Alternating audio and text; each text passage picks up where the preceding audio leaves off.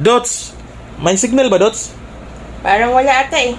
Meow, meow, meow, meow, meow. Walang signal mga dol. Kasi tambako lang Lakers mga dol ha. Hindi talaga nila kaya ang Wolves mga dol ha. Sinabi ko na mga dol no, nung nakaraang araw mga dol na hindi nila kaya ang Wolves. Bakit? Lahat ng players ng Wolves mga dol magaling mag-defense at magaling din sa offense. Ang sa Lakers lang mga dol is si Papaluka lang. So kawawa si Papaluka mga dol kasi lahat kumbaga sa kanya ang score mga dol.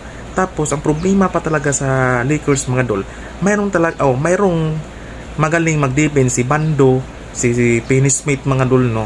Pero walang offense. Paano yan? Paano mananalo ang team kung puro defense lang? Kaysa naman sa Wolves mga dol ha. Lahat umi-score.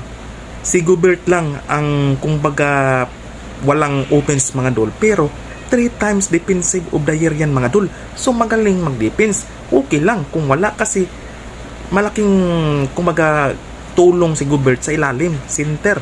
So ang sa Lakers mga dol walang center mga dol. Maliliit sila mga dol. Sino ba ang ginawang center kanina mga dol? Si Hachimura. So maliit talaga kay Gobert. Tapos si Randle, si McDaniel na Street mga dol, matatangkad tanan.